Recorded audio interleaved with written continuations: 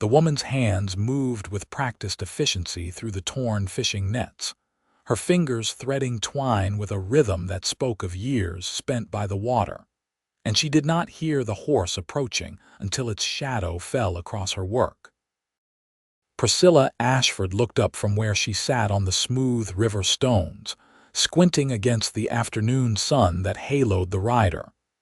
He dismounted with the careful movements of a man nursing injuries, though he tried to hide it.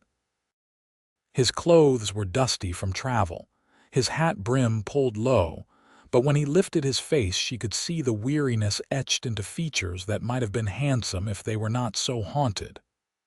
"Madam," he said, his voice rough as gravel, "I do not mean to disturb you, but I wondered if you might help me."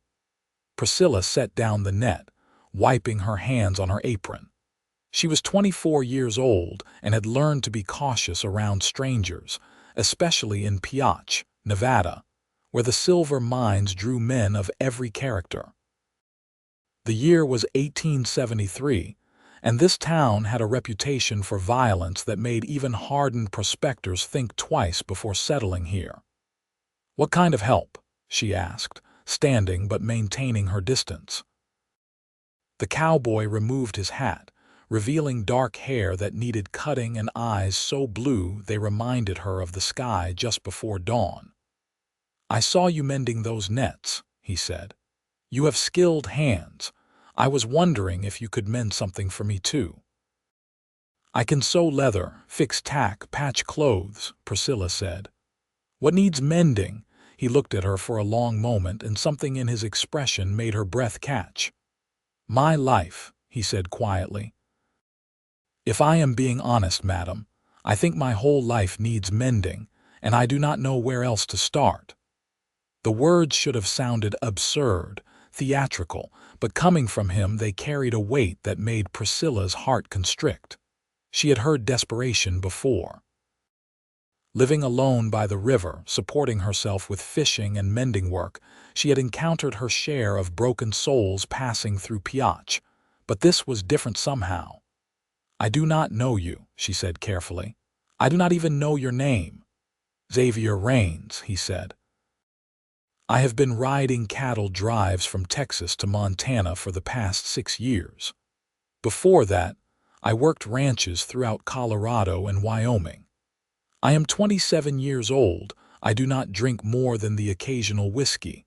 I have never struck a woman, and I am tired, madam. I am so tired of moving, of running, of waking up in a different place every month, and not remembering why I am going anywhere at all." Priscilla found herself studying him more closely. His clothes were well worn but clean. His horse was healthy and well cared for, and despite his evident exhaustion, there was something fundamentally decent in his bearing. She had learned to read men in her years alone, and this one did not set off the warnings that usually kept her safe. "Why did you stop here?" she asked. "Why not keep riding?" Xavier looked past her to where the river flowed swift and clear over its rocky bed. "I saw you sitting here," he said. "Your hands working those nets, so patient, taking something torn and making it whole again. I thought maybe someone who could do that might understand what it feels like to be torn, might know how to begin putting pieces back together." "That is a heavy burden to put on a stranger," Priscilla said, but her voice had softened. "Yes, madam, it is. I apologize." Xavier started to turn back to his horse, and Priscilla felt a sudden panic at letting him leave. "Wait," she said. "I did not say I would not try." He paused, looking back at her with an expression so full of hope and fear mingled together that she felt something shift in her chest. This was dangerous territory. She had built a careful life here, solitary but safe, and inviting a stranger into it violated every rule she had made for herself. But she had been alone for so long, and there was something about this cowboy that called to the lonely places in her own heart. "I have coffee," she said, gesturing to the small cabin that stood 50 yards from the riverbank. "And bread I baked this morning. You look like you could use both." Xavier's expression transformed. The smile that crossed his face was tentative but genuine, and it made him look younger, less burdened. "I would appreciate that more than I can say, madam." "Priscilla," she said. "If we are going to attempt mending your life, you should call me Priscilla." "Priscilla," he repeated, and the way he said her name, careful and respectful, made warmth spread through her chest. She gathered her nets and led him toward the cabin. It was a simple structure, built by her own hands with help from a few sympathetic townspeople 3 years ago when she had first arrived in Piach. The town was not an easy place. The silver mines that drove its economy also drew violence and vice. And Murderers' Row, the local cemetery, held more than its share of men who had died by knife or gun. But the river ran clean here, the fishing was good, and if Priscilla kept to herself, she could make a living without depending on anyone. Inside the cabin, she busied herself with the coffee while Xavier stood awkwardly near the door. "You can sit," she said, nodding to the rough-hewn table and chairs. "I do not stand on ceremony here." He sat gingerly, and she noticed how he favored his left side. "You are hurt," she observed. "Got thrown a few days back," he admitted. "Horse spooked at a rattlesnake. I landed poorly." "Nothing broken, just bruised." Priscilla poured coffee into 2 tin cups and set one before him, then cut thick slices of bread and put out butter and honey. Xavier ate like a man who had been rationing his supplies too long, but he did it with manners, careful not to rush or make a mess. "Tell me about this life that needs mending," Priscilla said, sitting across from him with her own coffee. "Where is it torn?" Xavier wrapped his hands around the warm cup, staring into it as if it held answers. "I do not know where to start," he said. "Everywhere, I suppose. I grew up on a ranch in eastern Texas. My father was a hard man but fair. He taught me cattle, taught me horses, taught me what it meant to give your word and keep it. Then the war came." Priscilla nodded. The Civil War had ended only 8 years ago, and its shadows still stretched long across the country. Many of the men she encountered carried scars from those years, visible and otherwise. "I was too young to fight in most of it," Xavier continued. "But the last year, 1865, I was 17, and my father took me with him to join up with the Confederate forces. We both believed it was the right thing to do, defending our home. We both learned differently." He fell silent, and Priscilla waited. She had learned that silence was sometimes the best gift you could give someone trying to tell a hard truth. "My father died at Palmito Ranch," Xavier said finally. "Last battle of the war, fought a month after Lee had already surrendered at Appomattox because nobody had told us it was over. He died for nothing, in a fight that should never have happened, and I held him while he bled out and tried to tell me something, but the words never came clear." "I am sorry," Priscilla said softly. "I went home after that, but the ranch was gone, sold for debts while we were away fighting. My mother had died the winter before from fever. I had a sister younger than me, but she had married and moved to Arkansas with her husband. I have not seen her in 6 years." "You could visit her," Priscilla suggested. "I could," Xavier agreed, "but what would I bring her except more grief?" "I have nothing, Priscilla. No home, no family to speak of, no purpose except the next cattle drive or the next ranch job. I sleep under stars more often than under a roof. I have saved some money, but what is the point of money if you have nowhere to spend it and nothing to spend it on?" Priscilla sipped her coffee, thinking. "It sounds like what you need is not mending so much as building," she said. "You need something to build toward." "Maybe," Xavier said, "but I do not know how to start. That is the truth of it. I have forgotten how to think about tomorrow as anything except more of the same. I saw you by the river and something in me just broke open. I thought maybe talking to someone who makes broken things whole might help me figure out where to begin." I cannot tell you what to build your life toward, Priscilla said, but I can tell you what I learned when I had to start over. Xavier looked at her with such complete attention that she felt exposed, vulnerable. She had not told her story to anyone in Piach. She had kept to herself deliberately, not wanting pity or judgment or anything except to be left alone to heal in her own time. But if she was asking him to trust her with his brokenness, it seemed only fair to offer some of her own in return. I was married, she said. Back in California in a little town near Sacramento. His name was Thomas, and I thought I loved him. I thought he loved me. We married when I was 19, and for a while it was good. Then the drinking started, and the gambling, and eventually the anger. Xavier's expression darkened. Did he hurt you? Not with his fists, Priscilla said. But there are other ways to hurt someone. He would disappear for days, come back broke and mean-tempered. He blamed me for everything that went wrong in his life. Eventually, I realized I had two choices. I could stay and let him destroy what was left of me, or I could leave and try to build something new. So you came here, Xavier said. So I came here. I chose Piach because it was far from California and I knew nobody would follow me to a place with this kind of reputation. I used the money I had saved secretly over months to buy supplies and build this cabin. I taught myself to fish, to mend nets, to survive on my own. It has been 3 years, and I will not say it has been easy, but it has been mine. Every day I wake up and decide what I will do with my time. Every decision is my own, and slowly, piece by piece, I have been mending myself.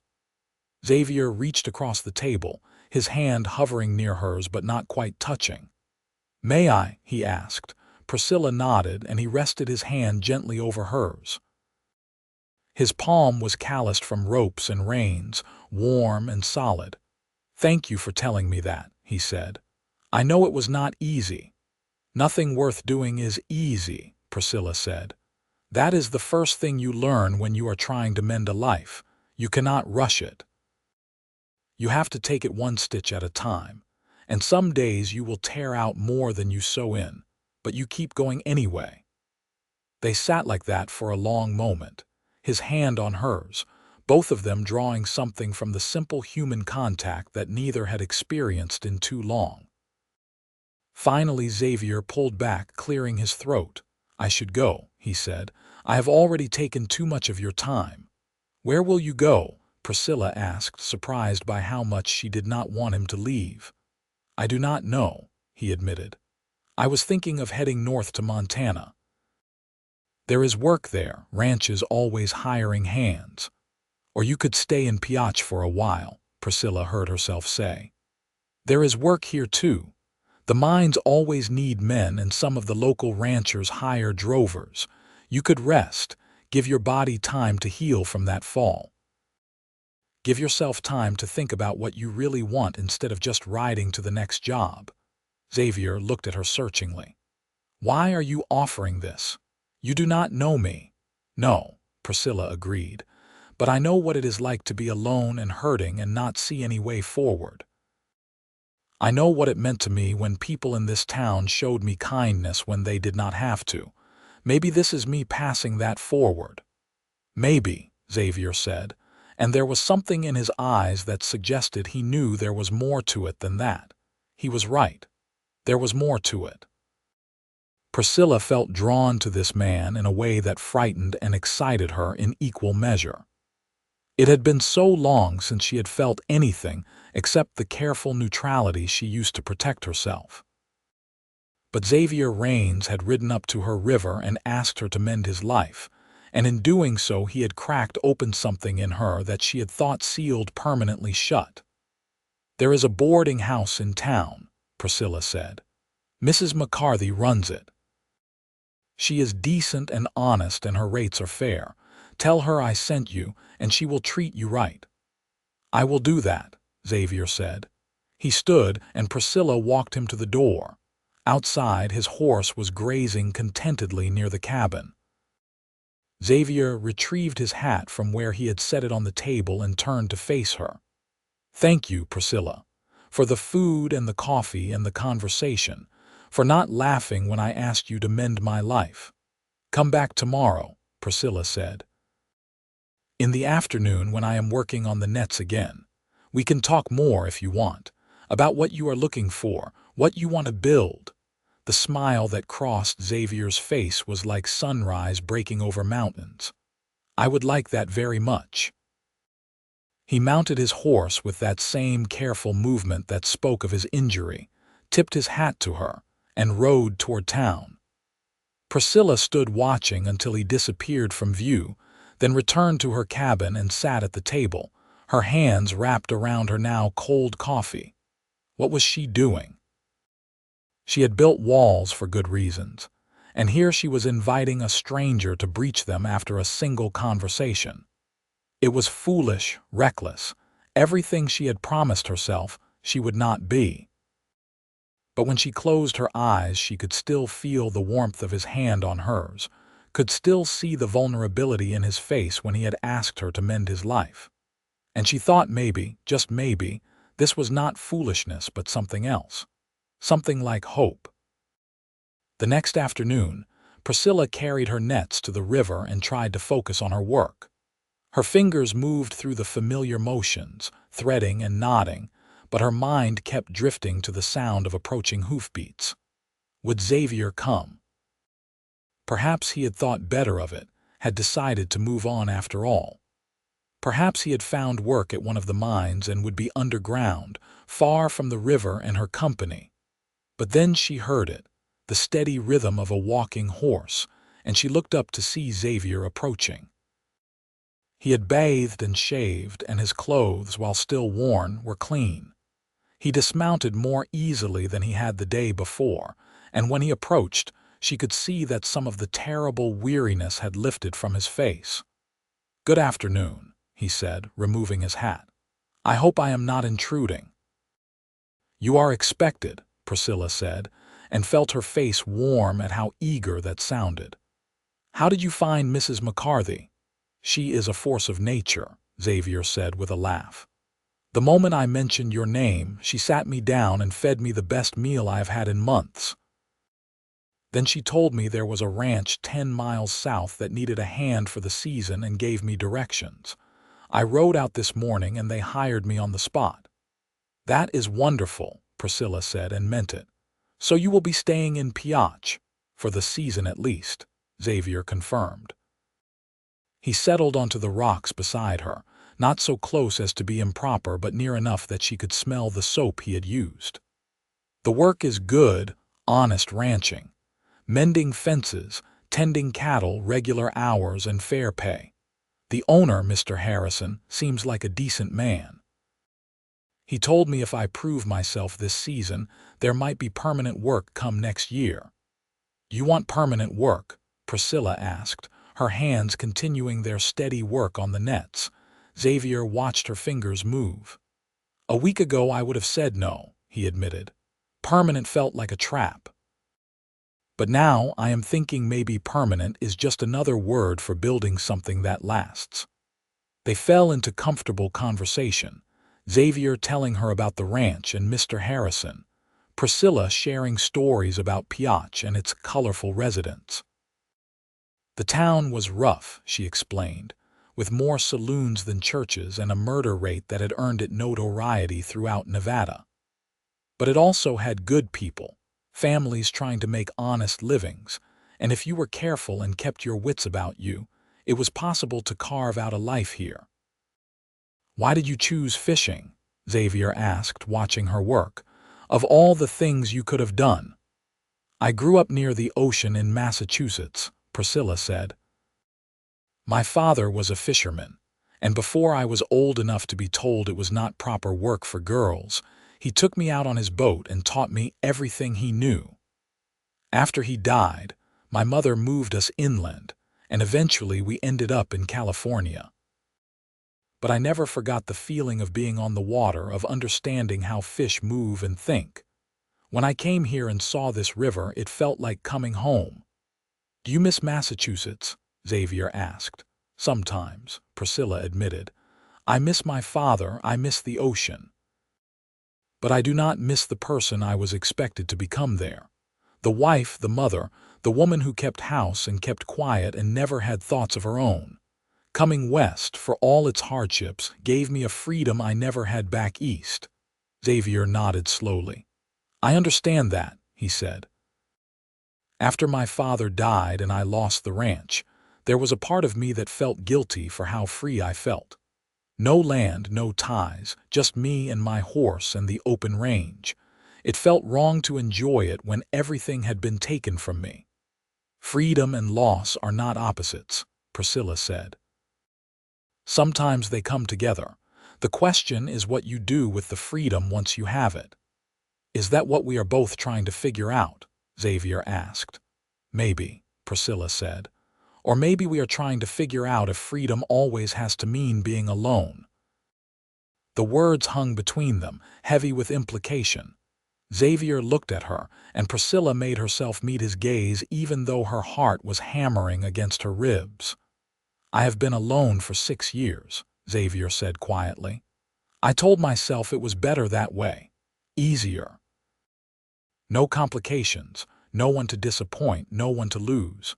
But the truth is, I have been lonely, Priscilla. So lonely that some days it felt like I was disappearing, like if I went long enough without someone really seeing me, I might just fade away entirely. I see you, Priscilla said. The net forgotten in her hands, she turned fully toward him. I see you, Xavier. I see you too, he said, and reached out to brush a strand of hair from her face. His touch was gentle, questioning, and when she did not pull away, he let his hand rest against her cheek. I know we hardly know each other. I know this is fast, maybe too fast, but I have not felt this alive in years, and it is because of you. I feel it too, Priscilla whispered. It terrifies me. Me too, Xavier admitted. But maybe that is how you know it is real. Maybe the things worth having are always a little terrifying. Priscilla set aside her nets and took both his hands in hers. I need you to understand something, she said. I cannot go back to being who I was. I cannot be someone's possession, someone's property to manage and control. If this, whatever this is between us, is going to be something, it has to be a partnership, equal, real. Yes, Xavier said without hesitation. That is exactly what I want. I do not want to own anyone, Priscilla. I just want someone to build a life with, someone to come home to. Someone who understands what it means to be broken and put yourself back together. We barely know each other, Priscilla repeated, but her protest was weakening. Then let us learn, Xavier said. I will be here all season. Let me come visit you when I can. Let us talk, spend time together, see if this feeling grows or fades. And if it grows, we will figure out what that means. It was more than Priscilla had imagined for herself in a long time. After her marriage ended and she fled west, she had convinced herself that love was not for her, that safety and solitude were all she needed. But here was Xavier offering something different, not a demand or an expectation, but an invitation to try. All right, she said, but slowly. We go slowly. As slow as you need, Xavier agreed. He stayed by the river until the sun began to set, talking with her while she finished her mending work. He told her about growing up in Texas, about his sister who he missed but felt too ashamed to contact, about the cattle drives and the vast spaces of the frontier. She told him about her father's fishing boat, about her mother who had died when Priscilla was 16, about the strange beauty of Piotch despite its rough reputation. When he finally rose to leave, he helped her gather the mended nets and carry them to her cabin. At the door he paused, and for a moment she thought he might kiss her. Instead, he took her hand and brought it to his lips, pressing a gentle kiss to her knuckles. "Thank you for today," he said, "for giving me something to look forward to. Come back when you can," Priscilla said. "I am usually here in the afternoons." "I will count the hours," Xavier said, and rode away into the gathering dusk. Over the following weeks, Xavier became a regular presence by the river. He would ride out from the Harrison ranch whenever his work allowed, sometimes in the afternoons, sometimes in the early evenings, once in the morning before his shift began. They fell into an easy rhythm, Priscilla working on her nets or preparing fish for sale while Xavier talked about his days or helped with whatever tasks needed doing. He repaired the sagging corner of her cabin roof without being asked. She mended a tear in his favorite work shirt. He brought her fresh meat from the ranch. She packed him sandwiches for long days in the saddle. Slowly, carefully, they were weaving their lives together. One afternoon in late September, Xavier arrived looking troubled. Priscilla set aside her work immediately. "What happened?" she asked. "Nothing bad," he assured her. "Mr. Harrison called me into his office this morning. He said I have been doing excellent work and he wants to offer me a permanent position. Not just as a hand, but as foreman. He is getting older and wants someone he trusts to help run the day-to-day operations. It comes with a cabin on the property and a significant increase in pay." "Xavier, that is wonderful," Priscilla said. "Why do you look so worried?" "Because accepting means I am staying," he said. "Not just for the season, but permanently. And I need to know if that is something you want before I say yes." Priscilla's breath caught. They had grown close over these weeks, closer than she had ever intended, but they had not spoken explicitly about the future. She had been content to live in the present, to enjoy his company without examining too closely where it was leading. "What are you asking me?" she said. Xavier took both her hands. "I am asking if you can see a future with me. Not tomorrow, not even next month, but someday. Because if I take this job, I am putting down roots in Piach. I am staying because of the work, yes, but also because you are here. And if there is no possibility of us building something together, I need to know that now before I make a commitment I might regret." Priscilla looked at their joined hands, then up into his face. She saw hope there and fear and a vulnerability that matched her own. "I can see a future with you," she said quietly. "It scares me, but I can see it. I want to see it." The smile that broke across Xavier's face was brilliant. He pulled her into his arms and Priscilla let herself be held, let herself feel safe in his embrace. It was so different from anything she had known with Thomas. Xavier held her like she was precious, like she might break, but also like she was strong enough to stand on her own. It was the embrace of an equal, not a possession. "I will tell Mr. Harrison yes," Xavier said against her hair. "And then, when you are ready, when we have had enough time to be sure, I want to marry you, Priscilla. I want to build a life with you. A real partnership, like you said. Equal and honest and true." "Yes," Priscilla whispered. "When we are ready, yes."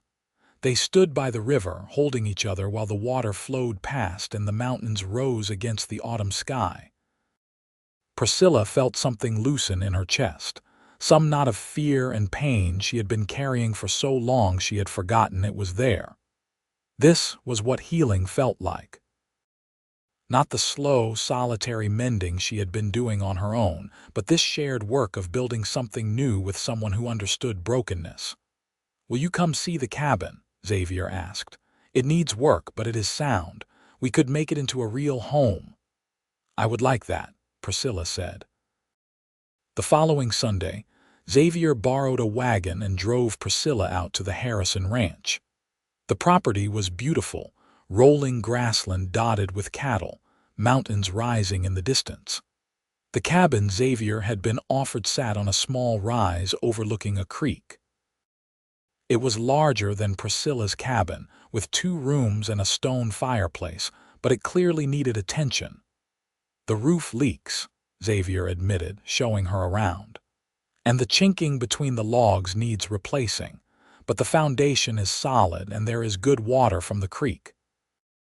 Mr. Harrison said I can take time to fix it up properly." Priscilla walked through the space, imagining how it could be. A real bed instead of the narrow cot she slept on now. A proper kitchen with a stove. Space for a table where they could share meals, for chairs where they could sit together in the evenings. It could be wonderful, she said. We could be wonderful, Xavier corrected, coming to stand behind her. Say you will marry me, Priscilla. Not today, not this month, but when you are ready. Say you will let me spend my life trying to deserve you. Priscilla turned in his arms. You already deserve me, she said. But yes, I will marry you. When I am ready, when we are both sure, I will marry you. Xavier kissed her then, gentle and sweet, and Priscilla kissed him back, pouring into it all the hope and fear and love she had been holding back.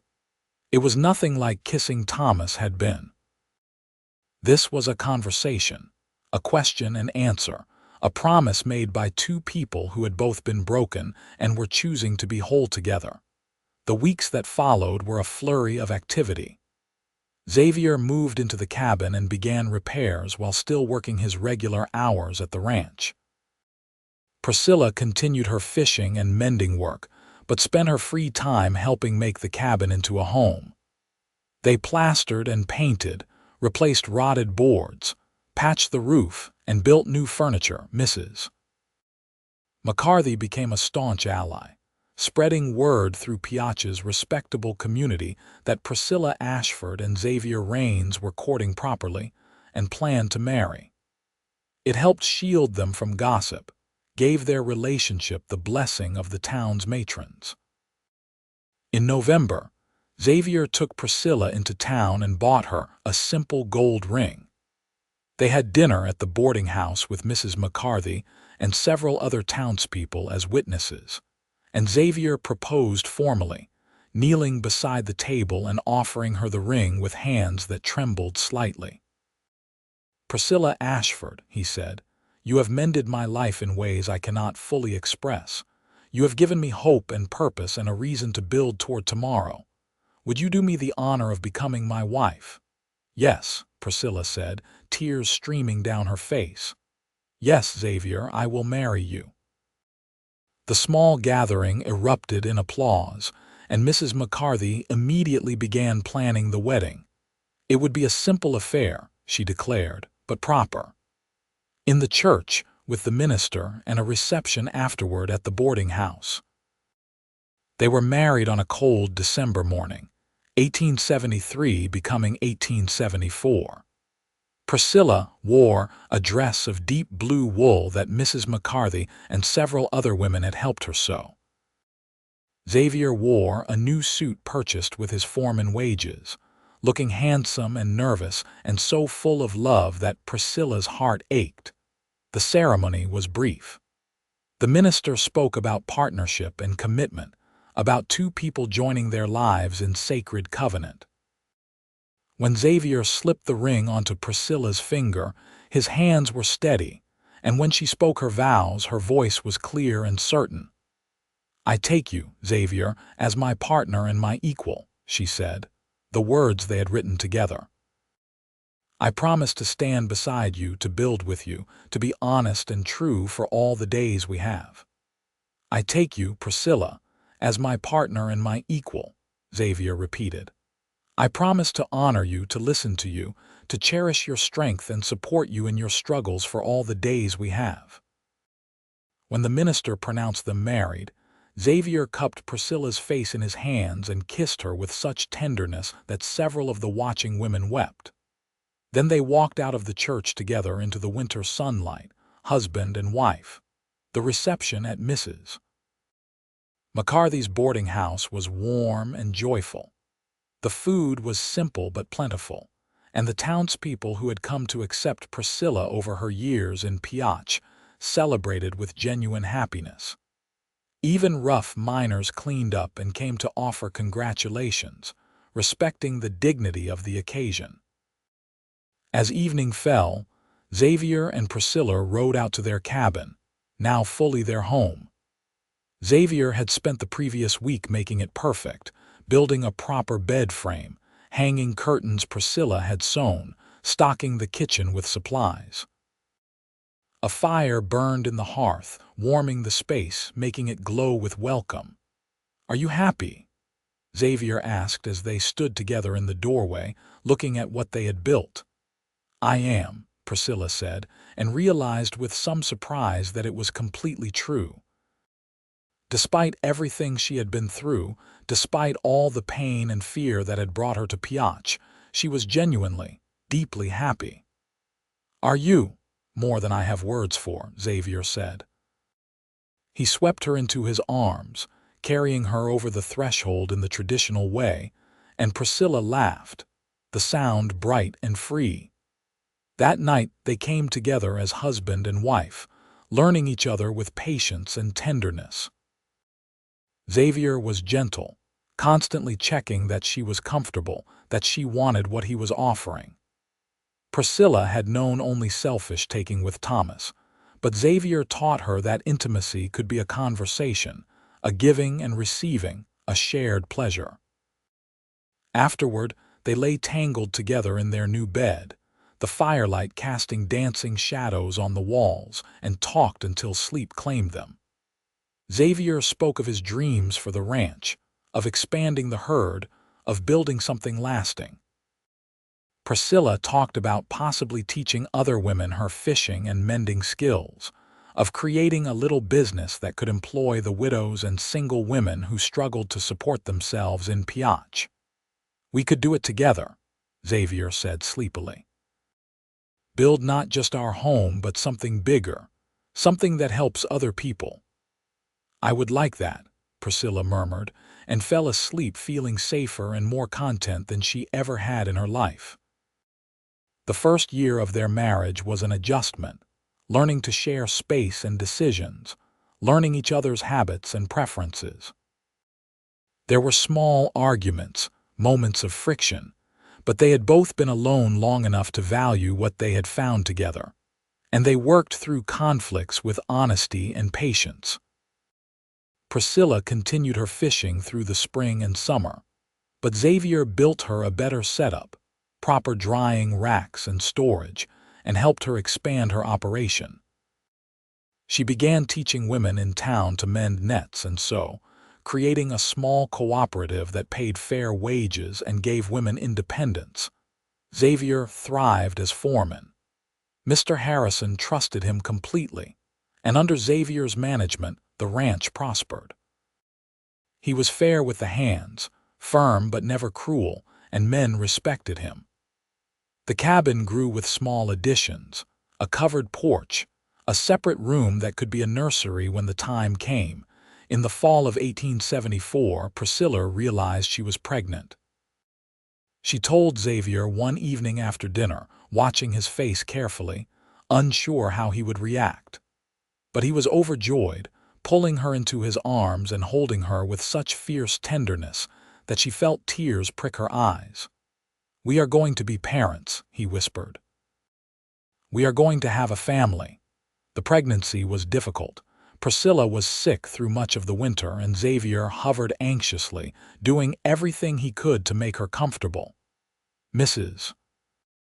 McCarthy became a frequent visitor, bringing remedies and advice, staying some nights when Xavier had to work late at the ranch. In May of 1875, their son was born. The labor was long and hard, and there were moments when Priscilla was frightened, but Xavier stayed beside her throughout, holding her hand, whispering encouragement. When the baby finally arrived, red-faced and squalling, Xavier wept openly. They named him Daniel after Priscilla's father. He was a healthy, robust child with Xavier's dark hair and Priscilla's gray eyes. Xavier was a devoted father from the start, getting up for night feedings, changing diapers, spending every free moment holding his son and marveling at him. "I never thought I would have this," he told Priscilla one night as they sat together watching Daniel sleep in his cradle. "A family, a home, a reason to be grateful for every day. You gave me this, Priscilla. You mended my life in ways I could never have imagined." "We mended each other," Priscilla corrected. "That is what partnership means. The years flowed past like the river that had first brought them together. Daniel grew from infant to toddler to boy, curious and energetic and beloved. In 1877, Priscilla gave birth to their daughter, Rose, who had Xavier's blue eyes and Priscilla's practical nature. In 1880, another son arrived, named Thomas after Priscilla's grandfather, not her first husband, because she had learned to reclaim even that name from the pain of her past. The ranch continued to prosper, and Mr. Harrison, growing older, eventually sold Xavier a partnership stake. The cabin was expanded multiple times until it was a proper house, large enough for their growing family. Priscilla's sewing cooperative grew into a respected business that employed more than a dozen women and provided essential goods throughout Piach. They faced hardships. A harsh winter in 1878 killed part of the herd and nearly bankrupted the ranch, but they worked through it together, Xavier taking on extra jobs, Priscilla expanding her business.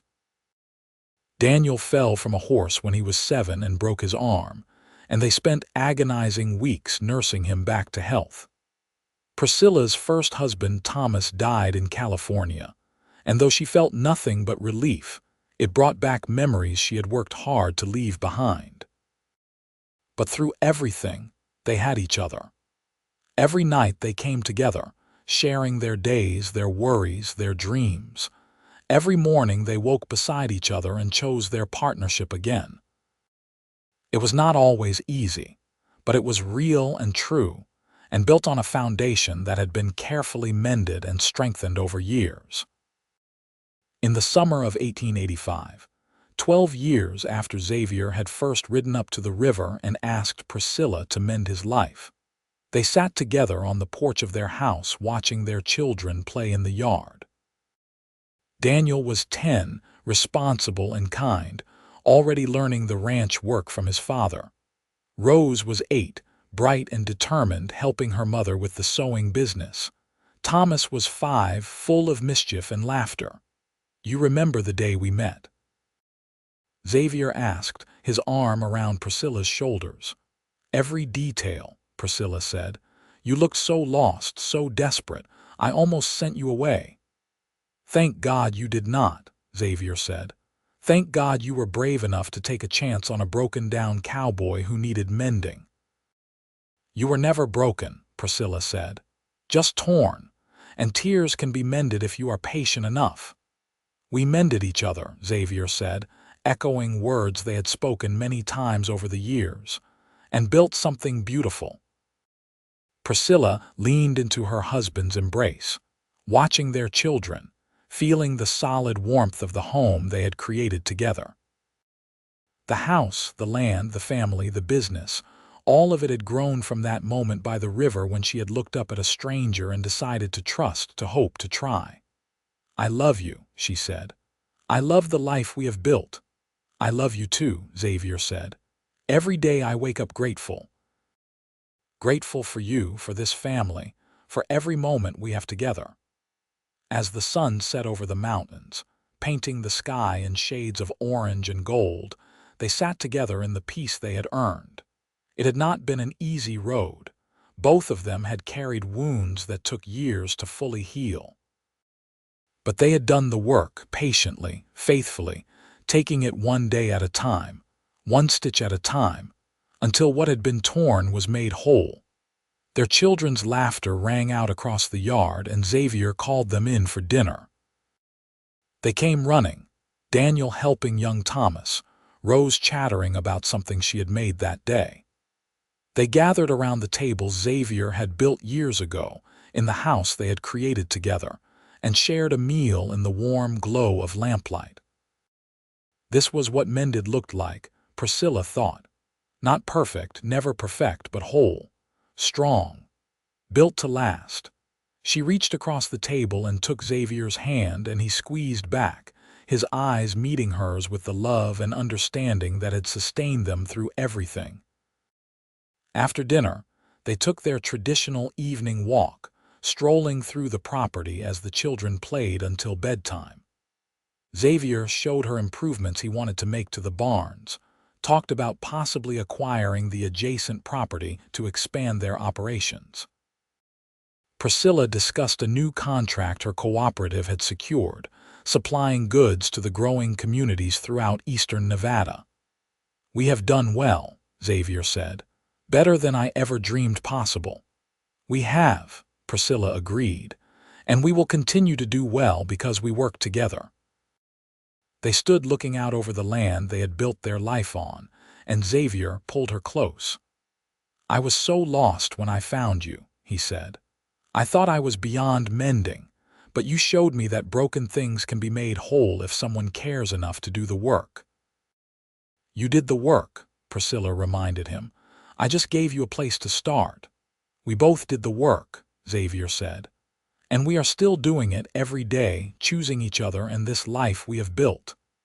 As full darkness fell, they returned to the house and gathered the children for bedtime.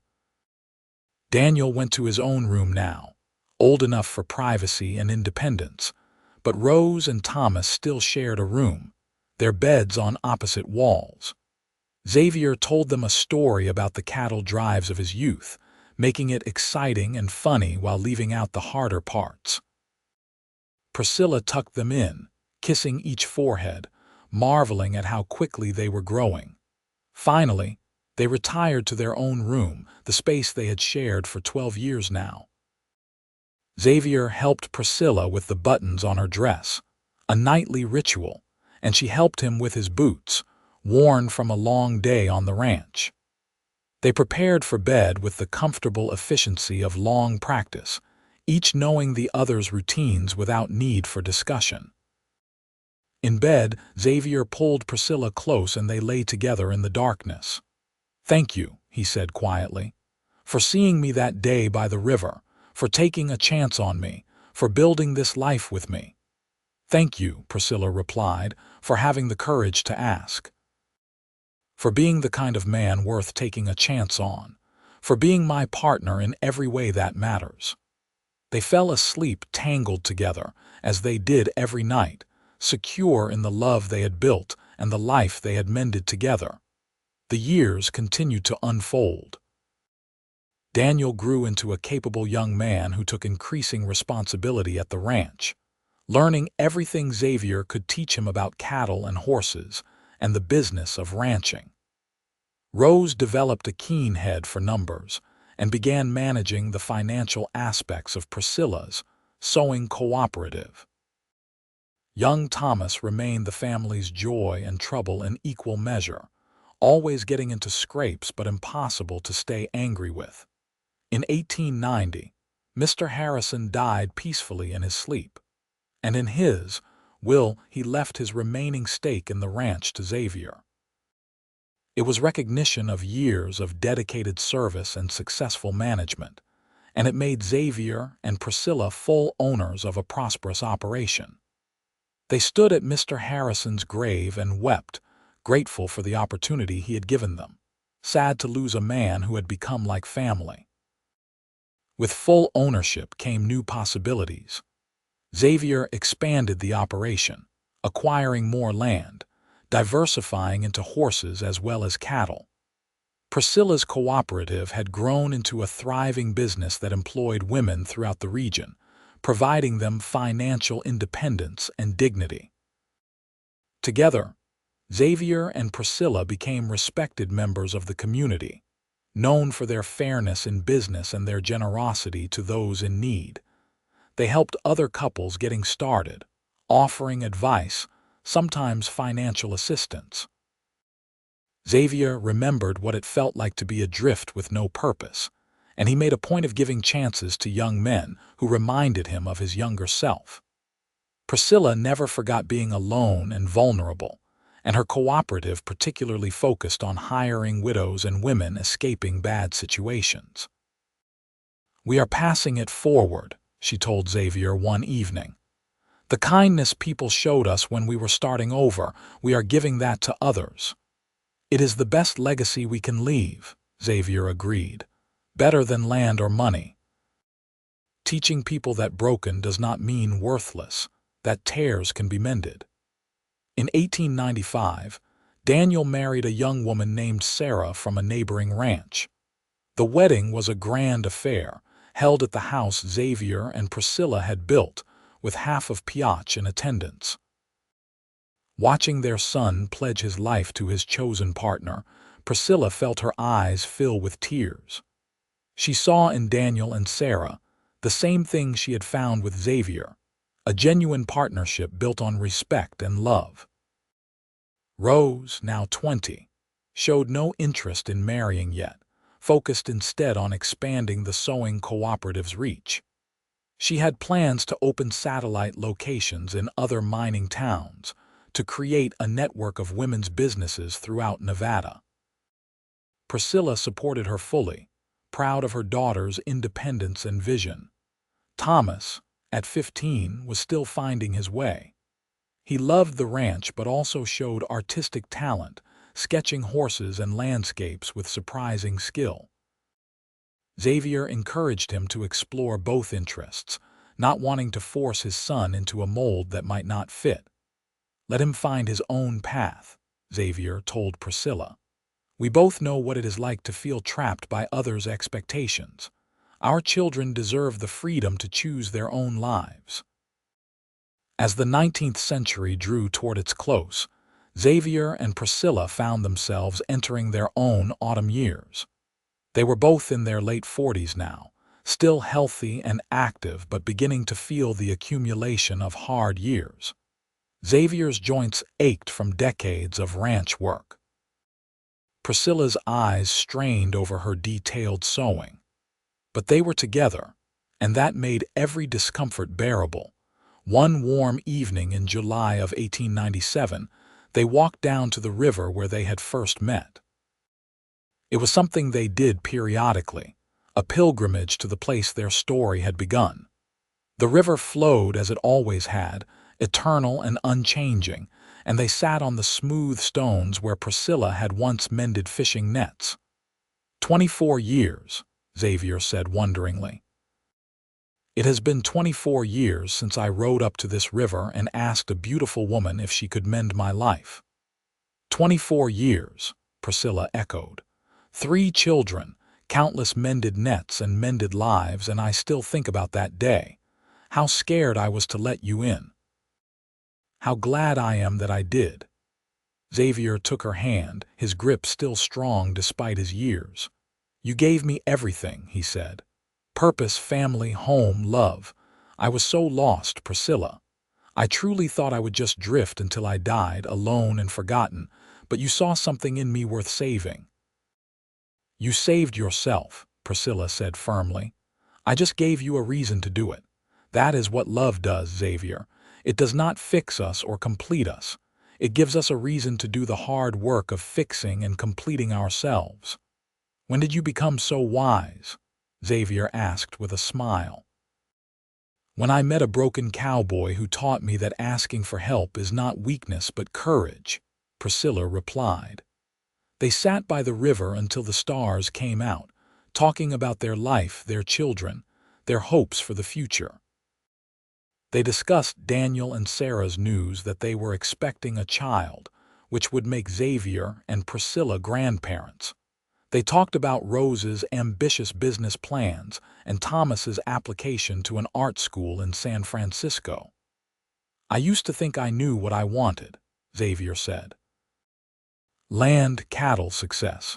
But this, sitting here with you talking about our grandchild, this is what I actually wanted. I just did not know it until I found you." "I thought I wanted safety," Priscilla said. "Solitude and safety, but what I actually wanted was partnership. Someone to share the burdens and the joys, someone who saw me as an equal." "We found what we needed," Xavier said, "and we built something lasting."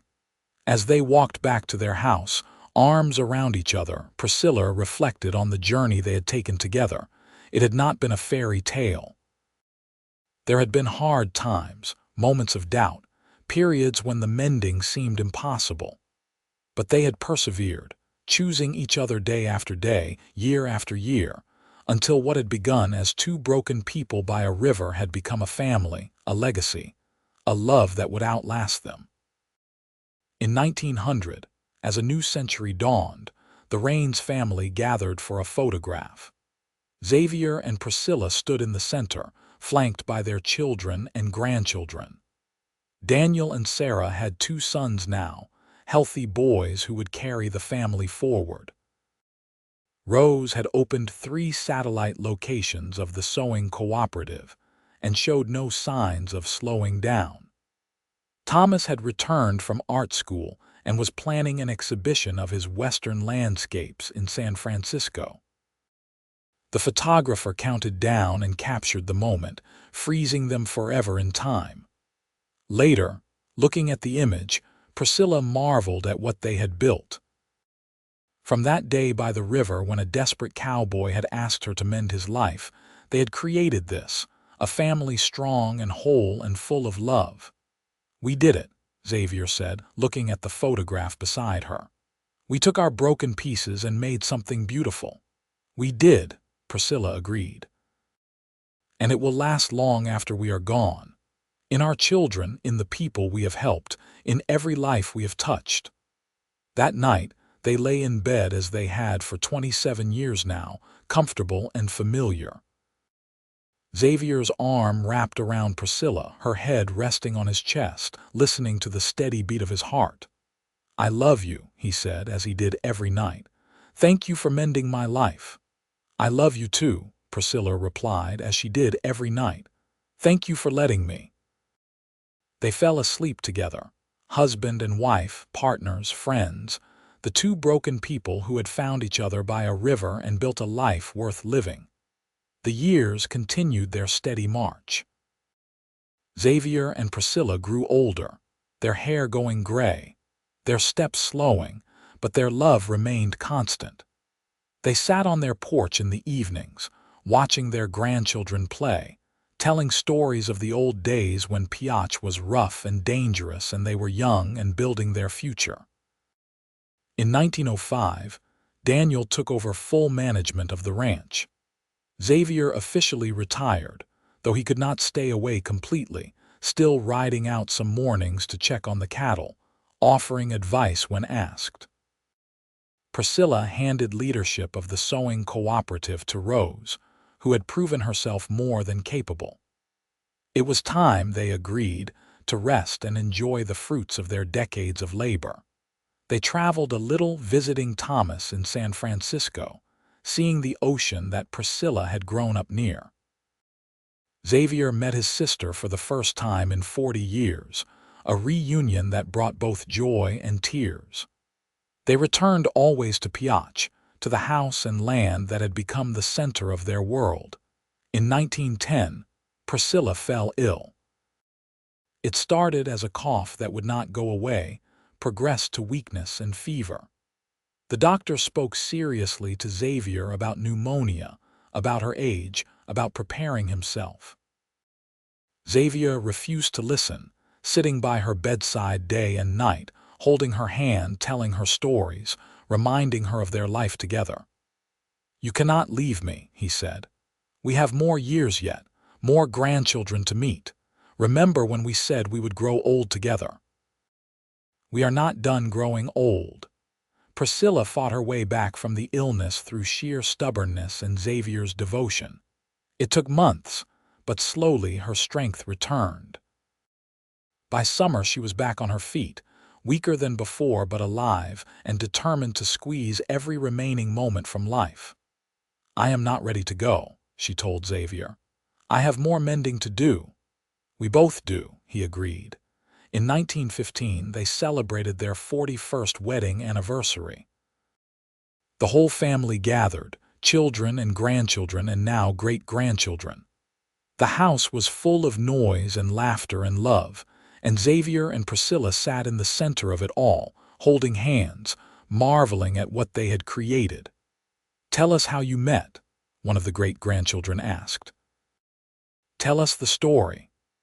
So Xavier told it, as he had told it many times over the years, about riding aimlessly through Nevada, lost and purposeless, about seeing a woman mending nets by a river and being struck by the grace of her movements, about asking her to mend his life and her brave enough to say yes. Love is about choosing, he told the assembled family. Choosing to trust, choosing to stay, choosing to do the work of building a life together. Your grandmother and I chose each other 41 years ago, and we have chosen each other every day since. That is the secret. Keep choosing. Priscilla squeezed his hand, too emotional to speak. How had she been so lucky? To have found this man, to have built this life, to be surrounded by all these people who existed, because she had been brave enough to take a chance on a stranger by a river. As the new decade progressed, they began to feel their years more keenly. Xavier's joints troubled him constantly now, and he needed a cane to walk. Priscilla's eyes failed, making the detailed work she loved impossible.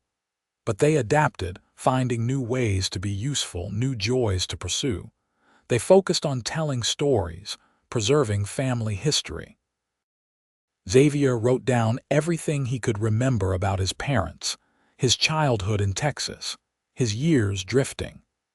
Priscilla recorded her memories of Massachusetts, of her father's fishing boat, of learning to survive alone. They wanted their descendants to know where they came from, what they had overcome. In 1920, the influenza that had ravaged the world 2 years earlier returned in a milder form, but it was enough to fell Xavier. He was 72 years old and had lived a full life, but Priscilla was not ready to let him go. She nursed him as he had once nursed her, refusing to leave his side, telling him about all the things they still had to do. But on a quiet morning in March, Xavier woke in their bed and knew his time was short. He could feel it in his bones, in the labored beating of his heart. He called for Priscilla, and she came immediately, lying down beside him as she had for nearly half a century. "I am not afraid," he told her. "I have had a good life, a wonderful life, because of you. Do not leave me," Priscilla said, tears streaming down her face. "Please, Xavier, I am not ready." "I do not want to go," he said, cupping her face with a hand that trembled with weakness. "But Priscilla, what a life we have had. What a beautiful, full, rich life. I am so grateful for every moment, every day, every year with you." "I love you," Priscilla sobbed. "I love you so much." "I love you too," Xavier said. "More than words can express. You mended my life, Priscilla. You took a broken cowboy and made him whole. You gave me purpose and home and family and love. I die a wealthy man because of you." He held her as his breathing slowed, as his heartbeat grew irregular. Their children were called and they gathered around the bed, but Xavier's eyes stayed on Priscilla, his hand holding hers until the very end. "Thank you," he whispered with his last breath. "Thank you for everything." And then he was gone, slipping away peacefully in the bed they had shared, surrounded by the family they had built together. Priscilla felt as though a part of her had been torn away. The grief was enormous, overwhelming, threatening to swallow her whole. She could not imagine life without Xavier, could not picture days that did not include his presence, his touch, his steady love. But she was not alone in her grief. Her children held her, her grandchildren supported her, and slowly, painfully, she began to heal. It was a different kind of mending than she had done before, mending the hole in her heart where Xavier had been. But she had learned long ago that broken things could be made whole if you were patient enough to do the work. She lived 4 more years, staying in the house she and Xavier had built, surrounded by family. She told stories about Xavier constantly, keeping his memory alive, making sure their grandchildren and great-grandchildren knew what kind of man he had been. In the spring of 1924, Priscilla felt her own time approaching. She was 75 years old and had lived fully and well.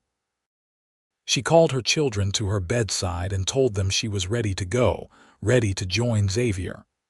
"Do not mourn too much," she told them. "I have had a wonderful life. I was blessed beyond measure. Your father and I built something beautiful together, and it will last in all of you." She died peacefully on a warm May afternoon, and they buried her beside Xavier on the hill, overlooking the river where they had first met. The whole town of Piach turned out for the funeral, paying respects to a woman who had been a pillar of the community for more than 50 years.